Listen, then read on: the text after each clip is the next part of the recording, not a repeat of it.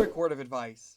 If you're planning on seeing Barbie and Oppenheimer on the same day, do not see Oppenheimer first, because you'll have the same experience I had.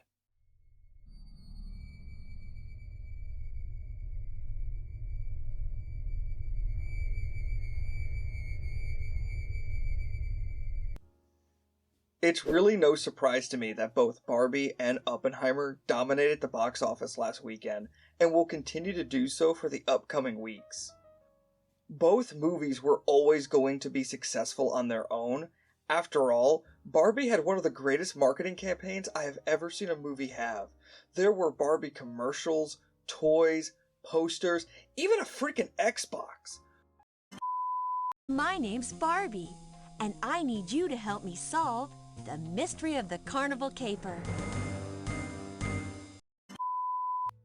Barbie was everywhere, and Oppenheimer, being a Christopher Nolan movie, was always going to have great word of mouth and support from the film community. But then, something incredible happened. Something completely organic that no studio could ever see coming. It's the double feature no one saw coming. Are you ready for Barbenheimer Mania? That's because today's the day.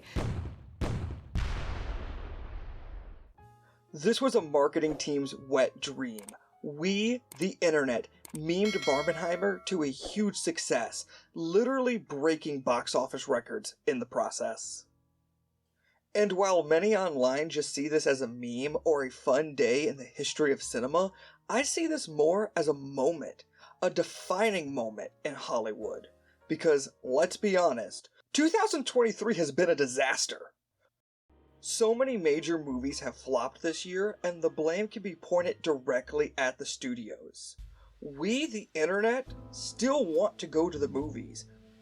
Barbie and Oppenheimer are proof of that. We all see that Hollywood is on the decline, and I'm going to be explaining why everything is falling apart. One of the major factors contributing to the decline of Hollywood is the lack of originality.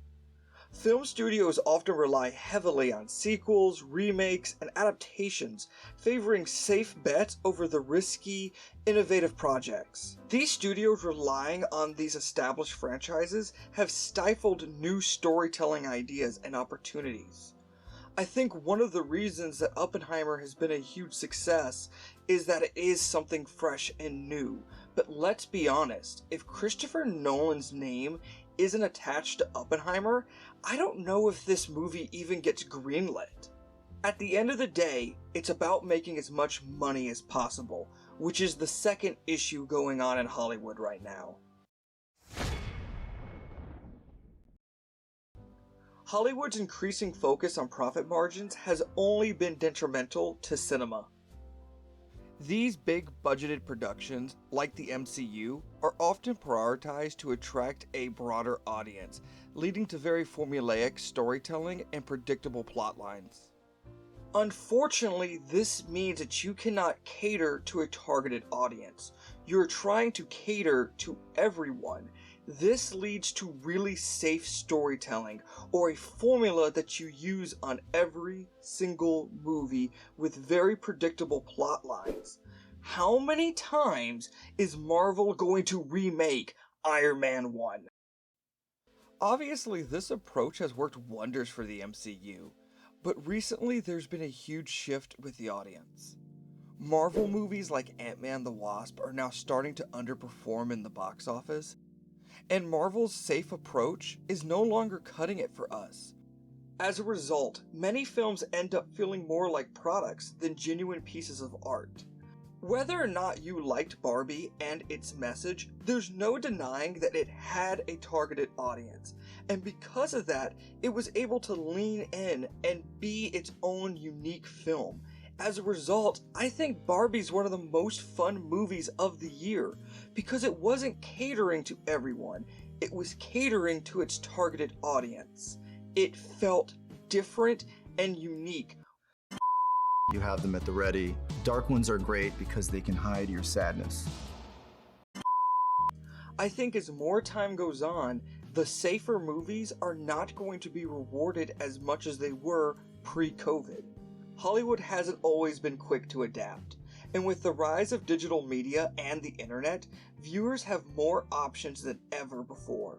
We expect engaging stories that resonate with our experiences and beliefs. The last thing that's causing the decline of Hollywood is the studios being out of control with their budgets. Bigger isn't always better, and right now Hollywood is pouring more money into films than ever before, and causing huge flops when those movies underdeliver in the box office. Now, I do know that COVID has added a lot of additional cost to some movies that were being filmed during the pandemic. However, there is no reason why a movie about an 80-year-old man with a whip and hat should cost $300 million. Part-time. That is absolutely insane, and I cannot believe that is a real thing that has happened this year. Barbie and Oppenheimer's budget combined is less than Thor: Love and Thunder. And Thor: Love and Thunder looks like this. I'm now known as Axel. He's a singer from a popular band I heard on Earth. Not only do I believe that micro-budgets help prevent flops in the box office, but really force the filmmakers to become more creative and use their budget in the most effective way possible to create the best movie for the audience. Deadpool 1 is a perfect example of that, and more studios should follow that pattern. Overall, last weekend was a very important day in the history of cinema. We, the internet, took charge. We, the internet, truly control the box office. And while we might see this as a meme, I truly hope that Hollywood sees this as the defining moment to start changing the industry for the better. But first, please pay your workers. So this was like the Avengers for math nerds, right? I was fully expecting this to pop up at the end.